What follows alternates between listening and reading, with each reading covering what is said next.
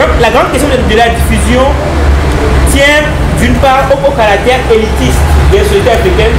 C'est-à-dire que vous avez des sociétés traditionnelles où 5 à maximum 10% des gens détiennent l'histoire, les connaissances, les secrets profonds, par exemple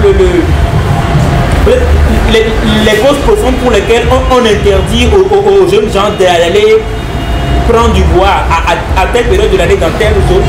On dit à la plupart c'est les génies. Vous voyez, 5% à peine savent pourquoi on le fait. C'est l'une des raisons pour lesquelles une fois que ces gens sont capturés, tués, et bien la société se retrouve totalement désemparée.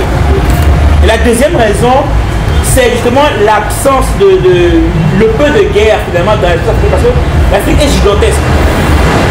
Si vous prenez l'Europe de l'Ouest à elle seule, elle ne peut pas tenir dans l'Afrique de l'Ouest. C'est-à-dire que vous mettez l'Europe de l'Ouest, il y a encore de la place pour mettre un certain nombre. Quand vous avez des sociétés qui sont très étendues, qui justement peuvent vivre pendant des siècles, voire des millénaires sans avoir à entrer en guerre, comme l'Europe, vous avez des écritures, des cultures qui naissent à des endroits, grandissent là-bas et meurent à ces endroits sans que cela diffuse. Et en second lieu, il y a un aspect qu'on oublie souvent, c'est que si vous voyez le continent africain, il s'étale de nord, il est plus dans la longueur que dans la largeur. Or, on sait historiquement que les conquêtes se font plus dans le sens du soleil, est-ouest. Ce qui fait que vous avez plusieurs cultures qui vivent presque les unes que les autres, selon les longitudes, mais qui ne sont jamais entrées en conflit, en contact, comme l'Europe, la coloniale. Tous ces facteurs expliquent pourquoi des choses comme l'écriture, justement, n'ont pas autant essaimé sur l'espace et autant jusqu'à évoluer. D'ailleurs, si vous comptez bien en fait les écritures en Europe, il y a moins d'écritures qui ont été inventées par les Européens que les écritures inventées en Afrique. Combien de codes on connaît réellement? Il n'y a fondamentalement que l'écriture grecque et latine. L'espagnol s'écrit en latin. Le français n'a jamais inventé d'écriture. Ni l'allemand. Ils ont ajouté des particularités, mais en réalité, l'essentiel de la structure de l'écriture en Europe, ça vient de Rome, ça vient de la Grèce, et si on remonte plus loin, ça vient de l'Égypte en réalité, qui leur a transmis ça. Ça, c'est juste pourquoi on aurait dû nous apprendre à l'école. Mais qui n'a pas été fait. Et tout ça explique le malaise de l'Afrique, même encore aujourd'hui. Ce sont des questions très actuelles. Et comme l'a dit le père, il convient d'adresser parce que peu importe qu'une blessure ait duré 1 mois ou 10 ans, tant qu'elle n'est pas soignée, elle n'est pas soignée. Et si on ne la soigne pas, on ne pourra pas avancer. Et justement, il convient d'aborder un second aspect qui est celui de la continuité historique. C'est-à-dire que les Africains ne se rendent pas compte qu'ils sont les fils de gens, qu'ils sont les fils d'autres gens, qu'ils sont les fils d'autres gens, etc. C'est-à-dire que ici, probablement nos arrière-grands-parents, il faut réaliser que ces gens ont vécu dans un pays qu'ils n'appelaient pas le Togo, ni le Burkina, ni le Bénin ou quoi que ce soit. C'est-à-dire que ces gens ont connu notre monde. Et eux-mêmes, imaginez leurs arrière-grands-parents vivaient à l'époque où il y avait l'esclavage.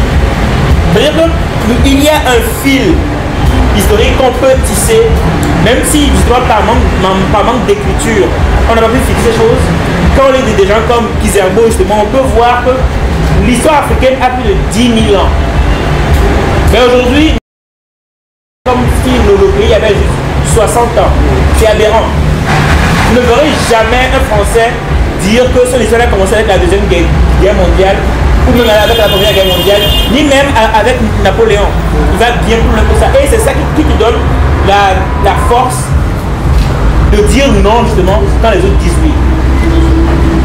Et justement, là, je poserai la question, qui ici connaît le nom de son arrière-grand-père et le nom de son grand-père à lui? C'est-à-dire que en termes d'arbre généalogique, d'où venons-nous, qui sommes-nous, où était-il? Et je vous inviterai d'ailleurs à aller, quand vous rentrez chez vous, demander à grand-papa, grand-maman, si c'est encore envie, de vous dire grand-père, grand-mère, d'où venons-nous?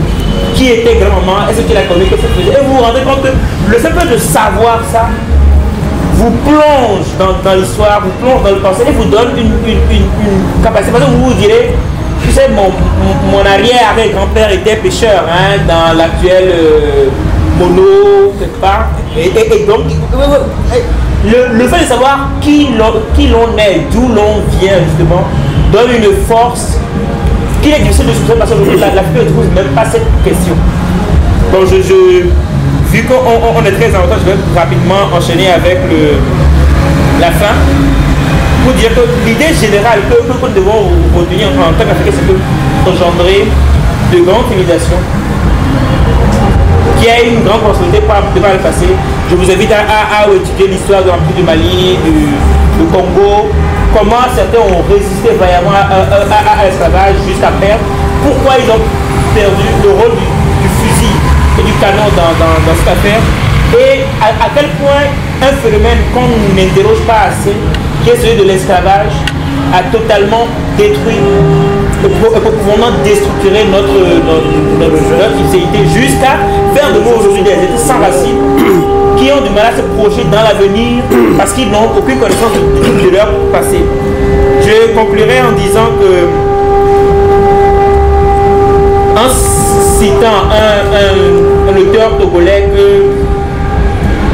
que j'aime et que je déteste à la fois, qui est Eden Kodjo, qui dit il faut par-dessus tout éviter de céder au désespoir parce que l'Afrique a son avenir devant elle.